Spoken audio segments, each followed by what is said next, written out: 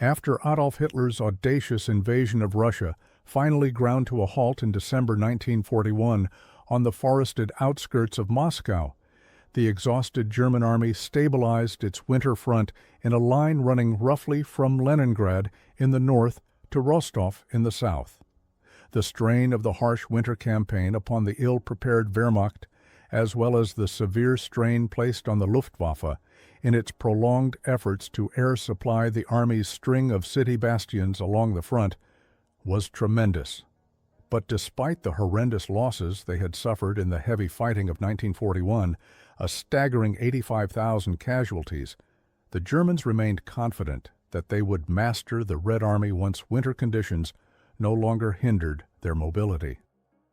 Hitler's decision to resume offensive operations on the Eastern Front crystallized in the early months of 1942 after his economic advisors convinced him that Germany could not continue the war unless it captured vital oil supplies, wheat, and ore from Russia's Caucasus region.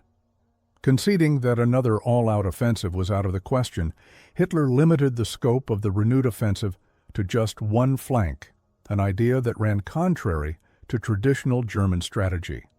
The Nazi armies in the center and left would hold their ground while the main thrust took place on the southern front near the Black Sea, a drive down the corridor between the Donets and Don rivers.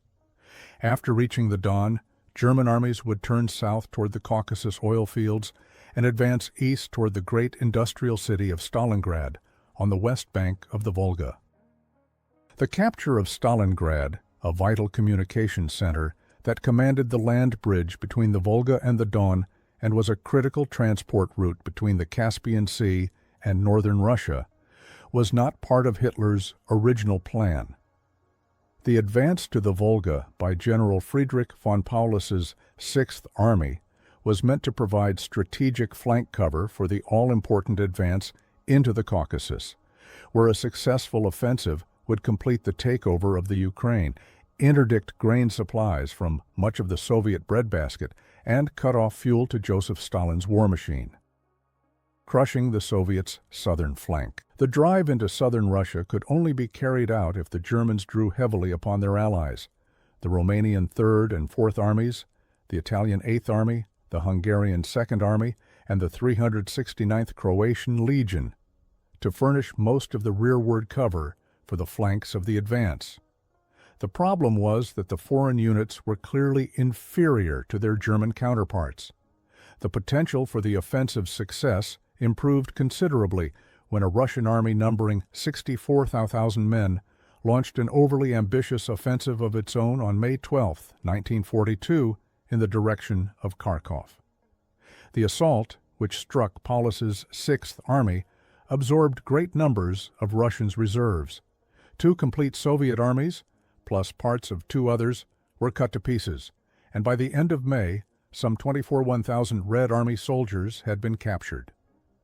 The failure of the Soviet offensive meant that few reserves were available when the Germans launched their own sledgehammer blow, codenamed Operation Blue, on June 28th. The German southern flank ran obliquely from the coast near Taganrog in the south, along the Donets River north toward Kharkov and Kursk. It was a battlefront in echelon. The parts farthest back on the left were to move first, while the advance units on the right would wait for the left wing to come up before moving forward. On the German far right was the 17th Army. Next in line to its left, and farther back, was the 1st Panzer Army. These 2 armies composed Field Marshal Wilhelm List's Army Group A, destined to invade the Caucasus. On its left was Field Marshal Fedor von Bock's Army Group B, which included Paulus's 6th Army and the 2nd Army, the latter consisting of the German 4th Panzer Army and the Hungarian, Italian, and Romanian satellite armies. The 2 panzer armies were to deliver the decisive thrusts against the Russians' most advanced positions, after which the infantry armies would follow. A siege assault was launched against Sevastopol on June 7th as a preliminary to the main offensive. Despite fierce Soviet resistance, the fortress fell on July 4th, and with it the whole of the Crimea, thus depriving the Russians of their chief naval base on the Black Sea. Meanwhile, the Germans forced the passage of the Donets River, established a bridgehead on the north bank, and delivered a powerful armored stroke northward 40 miles to the city of Kupiansk, gaining invaluable flanking leverage to assist the easterly thrust of the main offensive, where heavy fighting raged for several days before the 4th Panzer Army broke through between Kursk and Belgorod. After that, the armored advance swept rapidly across a 100-mile stretch of plain to the Don River near Voronezh. At Voronezh, 3 Soviet armies resisted fiercely against the onslaught of the combined forces of the 4th and 17th Panzer Armies and Paulus's 6th Army, believing the attack was a prelude to a German advance upon Moscow. To avoid encirclement, the 3 Soviet armies withdrew eastward in the direction of Stalingrad. Hitler's eye on Stalingrad. Now Hitler split Army Group South into Groups A and B. After the Hungarian Second Army came up and relieved the 4th Panzer Army, the 4th then wheeled southeastward down the corridor between the Don and the Donets, followed by Paulus's army. The 6th Army, the 4th Panzer Army, and the Axis satellite armies then began their push east toward Stalingrad. As Army Group A pushed far into the Caucasus, its advance slowed as its supply lines grew overextended, and the 2 German army groups were not positioned to support one another due to the great distances involved. The Führer, obsessed and impatient to capture the Caucasus, had divided Operation Blue from a coherent 2-stage whole into 2 separate parts, changing the organization, timing, and sequence of the offensive, much to the chagrin of his top generals. Consistently underestimating the resilience of his Russian enemy, Hitler decided that the city of Stalingrad would have to be taken.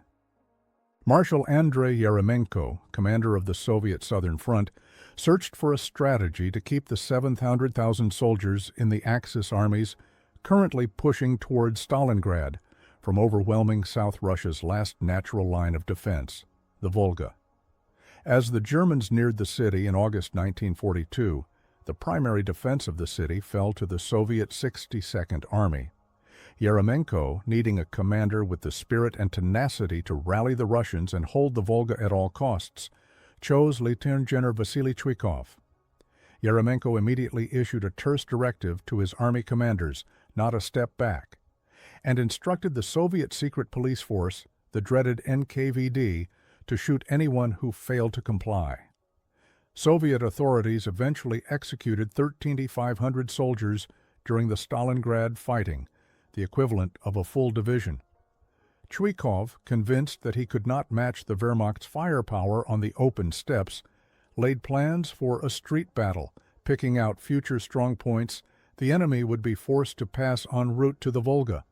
He positioned his artillery in sectors where the Germans would be concentrated in the greatest numbers. The Soviet 64th Army would defend Stalingrad's southern sectors. At the time, Stalingrad was the Soviet Union's 3rd largest city, sprawling along a narrow band 20 miles long and 5 miles deep on the Volga riverfront. Although Soviet officials had considered evacuating children and non-essential citizens, some 600,000 of the city's population of 85,000 still remained. A massive, sustained Luftwaffe carpet bomb attack on August 23rd set downtown Stalingrad aflame, reducing much of it to rubble and killing thousands of non-combatants. The reason so many citizens and refugees still remained on the west bank of the Volga was typical of the Soviet regime. The NKVD had commandeered almost all rivercraft for its own use while allotting low priority to the civil population. Joseph Stalin, deciding that no panic would be allowed, refused to permit further evacuation of citizens across the Volga. This, he believed, would force his troops, especially locally raised militia, to defend the city even more desperately. Throughout the region, the civilian population was mobilized. All available men and women between 16 and 55 years of age, nearly 2,000, were formed into workers' columns organized by their district Communist Party committees. As in Moscow the year before, Women and older children were marched out and given long-handled shovels and baskets for digging anti-tank trenches over 6 feet deep in the sandy earth. While the women dug, Army sappers laid heavy anti-tank mines on the western side. Younger school children were put to work building earth walls around petroleum storage tanks on the river. Those workers not directly involved in producing weapons were mobilized into special militia brigades. Some ammunition and rifles were distributed, but many men were able to arm themselves only after a comrade was killed. The German Sixth Army advances. The German Sixth Army, combined with 2 corps from the 4th Panzer Army, was the largest formation in the Wehrmacht, with nearly 1/3 men. It pushed down the north side of the corridor between the Don and the Donets rivers toward Stalingrad, supported by an armored drive farther south. At first, Paulus made good progress. As the advance continued, however, its strength dwindled as more and more German divisions had to be detached to cover the ever-extending northern, or left, flank, which extended along the Don all the way back to Voronezh. Long, rapid marches in severe heat, as well as battle losses caused by stiffening Russian resistance, added to the German wastage. On August 23rd, the Germans began the final stage of their advance upon Stalingrad.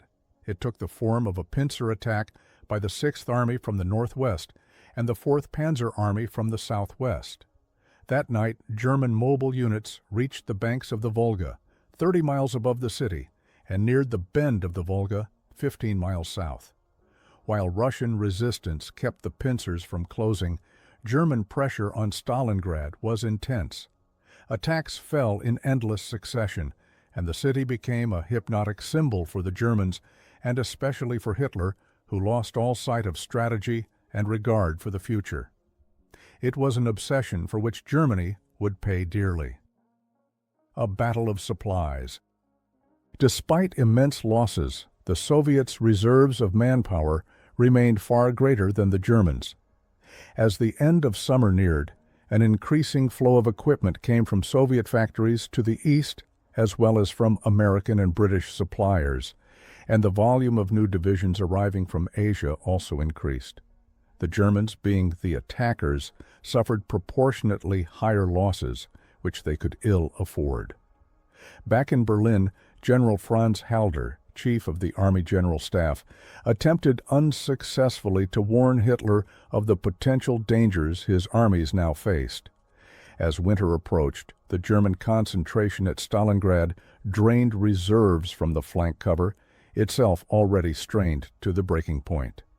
The general's warning to Hitler that it would be impossible to hold the line during the winter fell on deaf ears. All defensive considerations were subordinated to the aim of capturing Stalingrad. By September 1st, the Soviet 62nd Army was fully engaged throughout the city. With the panzers unable to maneuver quickly through the debris-choked streets, the traditional German war of rapid movement ended. Germans' gains began being measured in feet and yards as the determined Russians fought viciously for every house and building that remained standing. When Stuka dive bombers hammered Russian strongpoints, inflicting huge losses, surviving defenders merely found new places to hide in the rubble. Although they were suffering horrendous losses themselves, the Germans systematically leveled the city, block by block, and pressed relentlessly toward the Volga. While it was still capable of production, the Krasny Oktyabar plant continued to produce its formidable Soviet T-34 tanks, driving them directly from the production line into battle crewed by the very workers who had built them. Chuikov struggled to maintain contact with his beleaguered forces as they were driven back through the city. Many Russians continued fighting for weeks without orders, reinforcements, or supplies, inflicting heavy losses on their attackers before running out of food and ammunition and being wiped out themselves. As reinforcements and supplies finally began flowing toward Stalingrad from every region of the Soviet Union, the struggle for the city became a test of wills between Stalin and Hitler.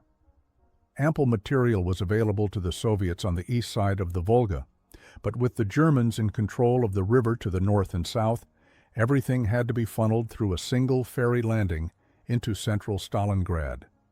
The east bank of the Volga became a vast marshalling yard for men and materials, as well as the location of a huge field hospital and a launching point for batteries of newly developed Katyusha rockets. Dubbed Stalin's organs, the truck-launched 130mm rockets fired 16 at a time. Nearly 5 feet in length, the missiles were deadly accurate, and the horrific screech they emitted from launch to impact became a considerable psychological weapon as they rained down day and night on German-held sectors of the city. The Soviet Air Force had finally been supplied with modern aircraft, such as the WW1, and began to contest the Luftwaffe for air superiority over the city. For the first time in the war, German ground forces began receiving the same punishment from the air that the Luftwaffe had been inflicting upon their enemies. With bombs, rockets, and shells pouring into Stalingrad around the clock, the city cast a macabre glow that could be seen from 30 miles away at night.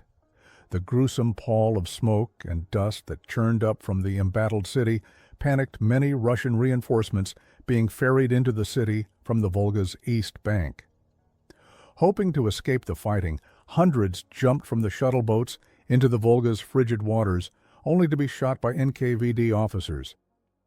Both Paulus and Chuikov had ample forces at their disposal, but the Germans' narrow approaches to the city and the Russians' bottleneck at the river crossing forced both commanders to feed their units into battle piecemeal. The Germans slowly gained ground at an enormous cost in blood, while Chuikov's delaying tactics worked well, but at a tremendous cost of Russian casualties. Chuikov worked to funnel and fragment German massed attacks with breakwaters, fortified buildings manned by infantrymen armed with machine guns and anti-tank weapons to deflect attackers into channels where camouflaged T-34 tanks and anti-tank guns waited, half buried in the rubble. 90% of the city in German hands. The battle was being closely monitored in Berlin, where Halder repeatedly expressed grave concerns to Hitler about the exposed German left flank. With no end in sight, Hitler in mid-October dismissed Halder, replacing him with General Kurt Seitzler, a timid yes-man, and announced prematurely to the German people that victory in the East was almost at hand. In Stalingrad, however, although the Soviet 62nd Army was being forced back into several small sectors of ground near the west bank of the Volga, the battle itself was far from over. With German infantry and panzers in control of 90% of the city, Chuikov's troops struggled to hold on to their precarious footholds. Prolonged street fighting had reduced the city almost entirely to rubble, and the smell of charred buildings and the sickly stench of decaying corpses was overpowering.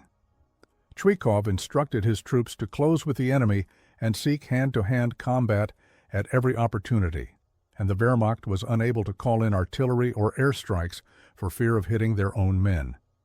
The battle became a vicious war of attrition involving hundreds of brutal, small unit actions. If Paulus could bleed the Russian army to death before the Volga froze over, he could take the city before the onset of winter.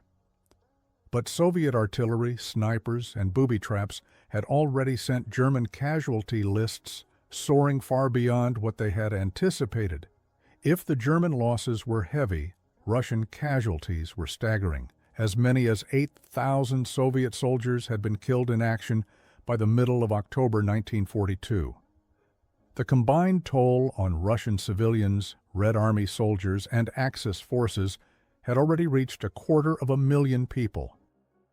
Pavlov's house. German infantry units now controlled the summit of Mamayev Kurgan, also called the Tartar Mound, a towering hill in central Stalingrad, as well as the southern suburbs, and had broken through to the Volga, north of the city. With his command split, Chuikov held downtown Stalingrad, the all-important ferry landing, the Barricade Metal Works, and much of the Krasny Oktyabar plant, all of which were reduced to rubble. At one point, German ground forces pushed to within 200 yards of Chuikov's command bunker and were seemingly on the verge of victory, but isolated Russian strongholds thwarted the final conquest of the city. A platoon of the 42nd Guards took possession of a 3-story downtown building that commanded all approaches to the Volga, turning it into an almost impenetrable fortress, bristling with machine gun nests and snipers. With all its officers killed or incapacitated, Sergeant Yakov Pavlov assumed command of the platoon and held the building for 59 days before being relieved. He had discovered early on that an anti-tank rifle mounted on the rooftop could destroy German panzers with impunity, since a tank approaching the building could not elevate its barrel sufficiently to reach the rooftop. By early September, the Sixth Army found itself trapped at the edge of a huge salient with few reserves, fighting an intense battle of attrition and dependent upon a single railway line that crossed the Don at Kalash, 60 miles from the Soviet lines. Paulus had no illusions about the prospects of maintaining his army through the winter in a devastated city still contested by a stubborn enemy. By this time, he had already committed 8 divisions to the fighting, and 11 more manned nearly 130 miles of front, stretching across various river bends and over the sprawling Russian steppes. To bring an end to the exhausting battle, Paulus called in several battalions of elite pioneer combat engineers, experts in demolition and street fighting, and used them to spearhead a last major attempt to capture Stalingrad. In a furious assault on the burrowing Russians, the German engineers poured gasoline into sewers and ignited them, ripped up floorboards, and threw satchel charges into cellars to root out defenders. Paulus followed on November 11th with an attack by 5 divisions into the factory district. The ensuing breach in the Russian lines was expanded, and Chuikov's command was split in 2. Still, the Russians held on, despite appalling losses. Spent and exhausted, the Germans regrouped while Paulus pondered his next move. Ice had begun forming on the Volga, and by November 14th, all boat traffic ceased. The river was impassable. Efforts were made to airdrop supplies to the 62nd Army, but with the Soviet foothold reduced to such a narrow margin, most of the material fell into German hands. While Chuikov fought to hold the city until relief arrived, German reconnaissance planes and intelligence reports began detecting signs of a huge Soviet buildup northwest of Stalingrad.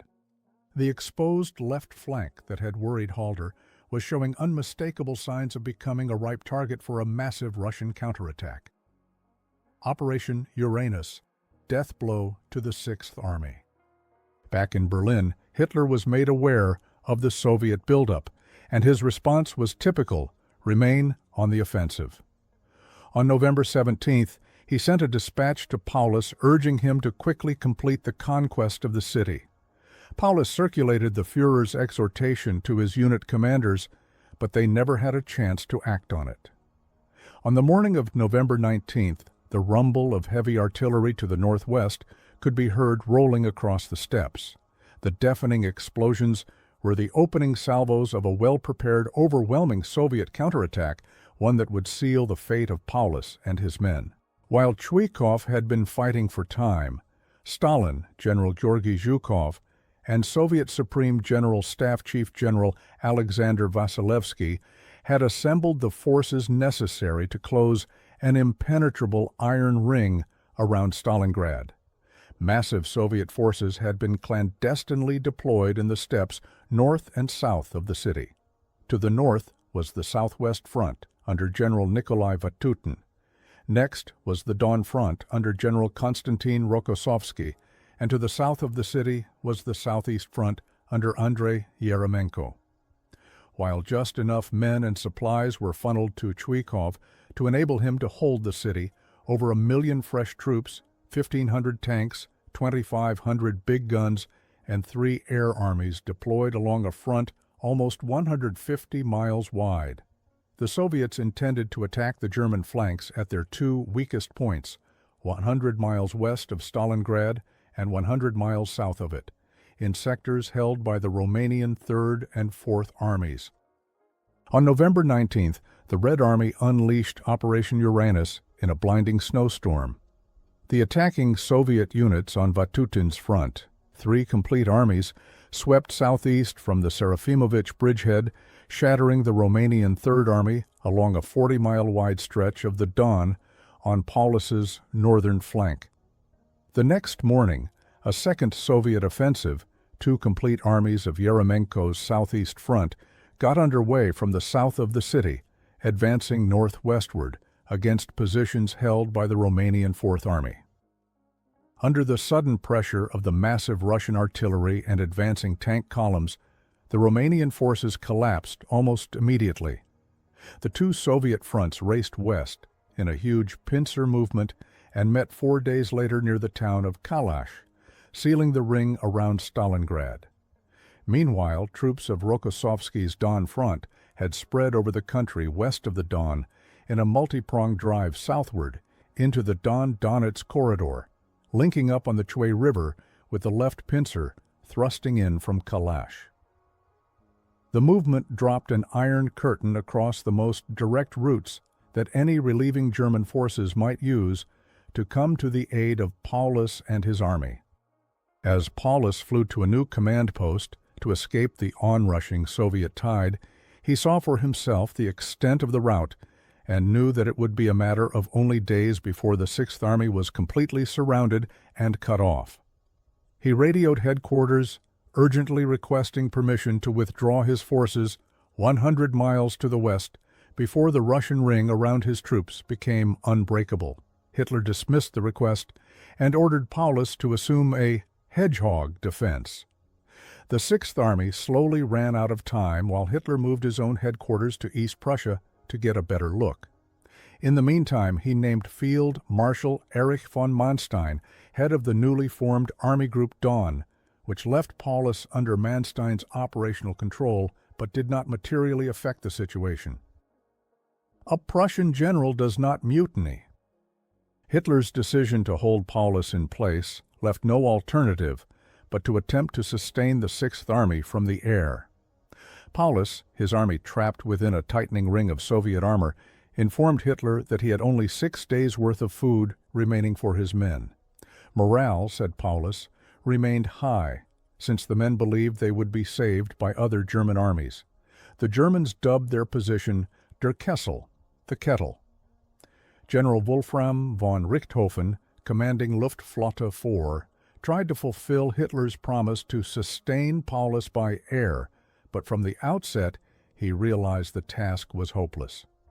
Paulus needed a minimum of 500 tons of supplies daily just to sustain his army in a defensive posture and prolong the Soviet effort to liquidate the pocket. When the Russians captured the Kalach Bridge on November 23rd, Paulus's army and a corps of the 4th Panzer Army were sealed inside a pocket some 30 by 40 miles wide, the nearest German reinforcements more than 40 miles away. After expanding the corridor separating the Sixth Army and the rest of the German forces to a width of over 100 miles, the Russians moved 60 divisions and 1,000 tanks into position to attack Paulus's army. Fierce fighting began to shrink the pocket. Although convinced that Hitler's orders would lead to the total destruction of his army, Paulus remained intent upon obeying the Führer, saying simply, "A Prussian general does not mutiny." Despite Richthofen's efforts, the airlift never had a chance for success. The shortage of aircraft, horrible flying weather, and the sheer distances involved doomed it from the outset. Pilot fatigue, improperly trained air crews, icy buildup, and Soviet fighters left a trail of downed Luftwaffe aircraft strewn across the steppes on the approaches to Stalingrad. As the airlift sputtered out, Paulus cut his troops' rations in an effort to conserve food. Ammunition stockpiles were steadily depleted, and the Sixth Army's capacity to resist began to dwindle accordingly. Orders went out to return fire only when essential and then to take only sure shots. The Sixth Army's Christmas dinner. Although Hitler added to the confusion by issuing orders that were ever more absurd and self-contradictory, German morale received a boost when word spread that the Führer had ordered Manstein to mount a relief operation and open a supply corridor to Paulus by punching a hole in the encirclement. Operation Winter Storm, launched on December 16th, proved as hopeless as the airlift. Manstein's division-size force of panzers was inadequate to pierce the ring of Soviet artillery and armor. Meanwhile, the Sixth Army's fuel and ammunition situation had deteriorated to the point that most heavy equipment, trucks, and armor would have to be abandoned if a breakout was attempted. Hitler steadfastly refused to consider the withdrawal of Sixth Army from Stalingrad, saying that without their heavy guns and armor, such a retreat would have a Napoleonic ending. In this, at least, he would prove correct. As Christmas 1942 approached, the Sixth Army's situation became increasingly desperate. The relief column had retreated, supplies arriving by air were diminishing, and starvation had begun to thin the ranks. As the full impact of the harsh Russian winter set in, the trapped German army rapidly ran out of heating fuel and medical supplies, and thousands of the army's remaining effectives began suffering the effects of frostbite, malnutrition, and disease. With no fodder for their horses, the Germans began slaughtering the animals for food, and on Christmas Eve, Paulus ordered the last of the horses killed to provide a makeshift Christmas dinner for his men. The following day, he ordered yet another cut in the men's rations. The food allotment for each man was now a bowl of thin soup and 100 grams of bread per day. German doctors, coping with an increasing number of wounded men and diminishing stocks of medicine with which to treat them, were forced to give first priority to wounded soldiers who stood the best chance of recovering and being returned to battle. It was a triage of the damned. Closing off the Stalingrad pocket. Rokossovsky and Yeremenko, meanwhile, tightened the noose around the Germans daily, shrinking the perimeter Paulus had to defend. Additional Soviet advances swept the Axis flank defenders, Romanians, Italians, and Hungarians, almost entirely out of the Don-Donetsk corridor, threatening the rear of the German forces on the lower Don and in the Caucasus. Hitler at last realized the inevitability of a disaster even greater than that of the Stalingrad encirclement. The decision was made to withdraw from the Caucasus just in time for Army Group B to escape being cut off itself. That withdrawal made it clear to the world that the German tide of conquest was on the ebb. On January 10, 1943, Rokossovsky issued a call for Paulus to surrender, promising food and medical treatment for all the defenders and allowing German officers to retain their badges of rank and decorations. Paulus radioed Hitler, asking permission to surrender and thus save the lives of his remaining men, but again the Führer refused, ordering Paulus to stand and fight where he was, to the last man and the last bullet, if need be. Hitler dispatched Luftwaffe Field Marshal Erhard Milch to the front to revive the flagging airlift effort.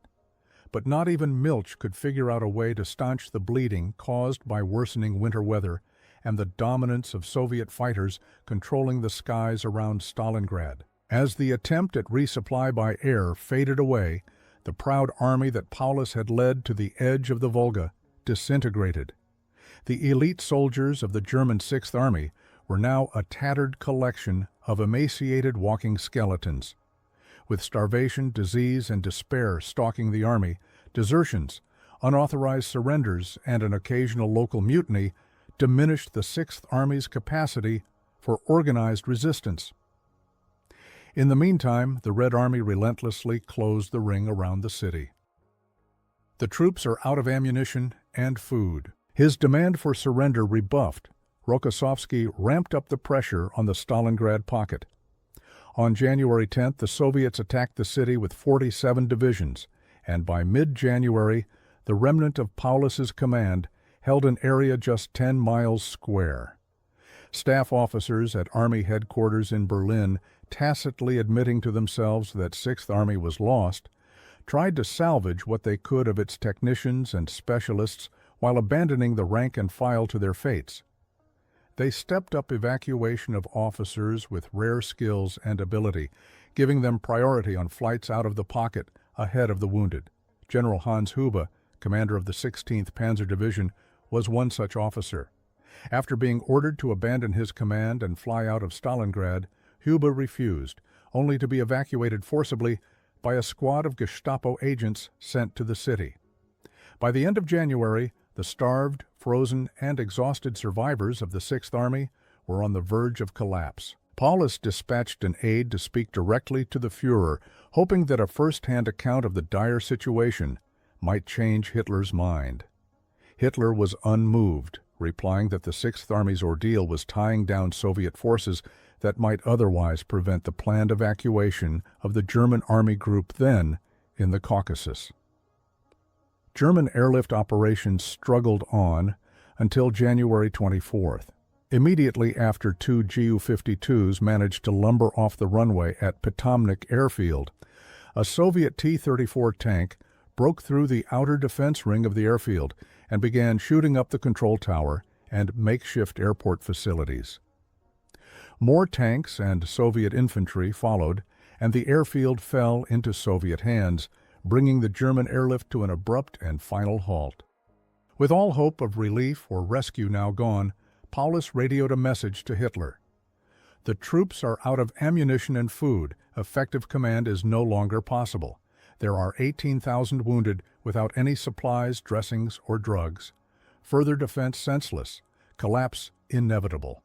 Army request permission to surrender in order to save the lives of the remaining troops." Hitler gave the same response he had made to all similar requests. "Surrender is forbidden.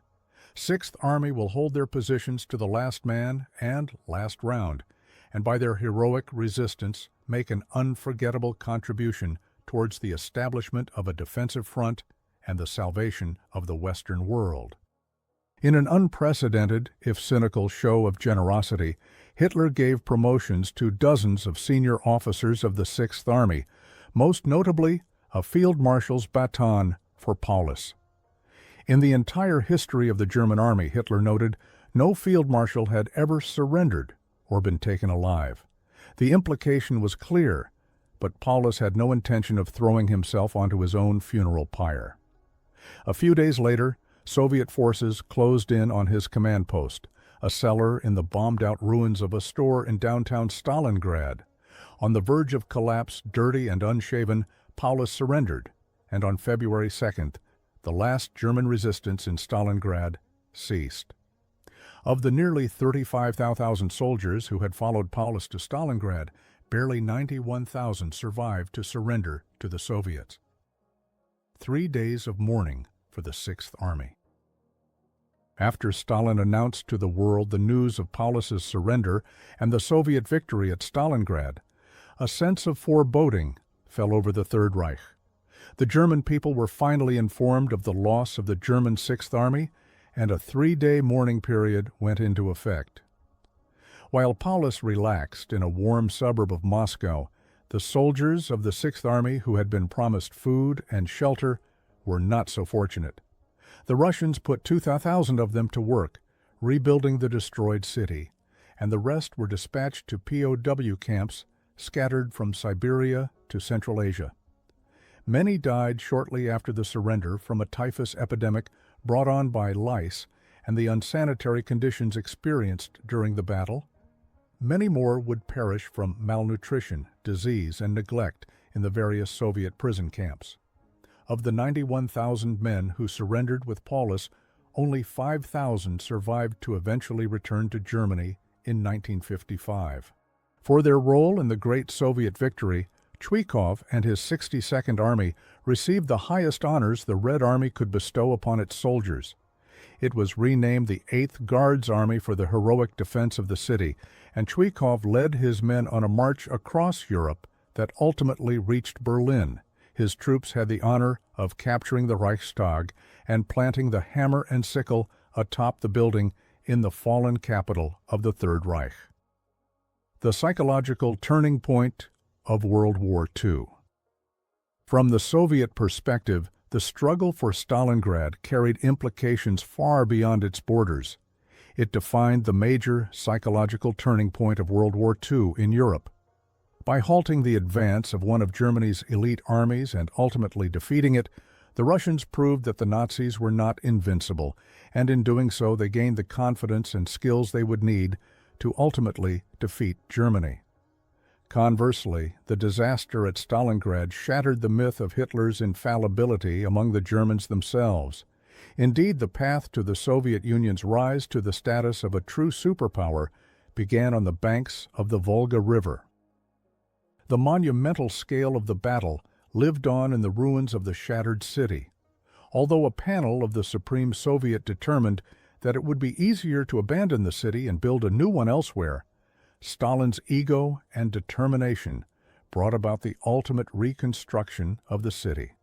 But buried among the ruins was the horrendous price the Russians had paid for their victory. It will never be known how many people died at Stalingrad. Some post-war estimates claim that Chuikov lost over 1 million soldiers in his effort to hold the city, but that figure is almost certainly exaggerated. Still, the loss of life was appalling. The casualty figures for the German 6th Army, the 4th Panzer Army, and their Axis auxiliaries that supported the march to the Volga were staggering. The Germans lost about 400,000 men, the Italians, Hungarians, and Romanians about 12,000 each. According to archival figures, the Red Army suffered a total of 11.29619 total casualties, 478741 killed and missing, and 65878 wounded in the greater Stalingrad area. In the city itself, 75,000 Russians were killed, wounded, or captured. The most horrendous toll fell on the city's civilian inhabitants. Of Stalingrad's estimated 85,000 residents in 1940, only 1,500 citizens remained in the pile of rubble that once was Stalingrad.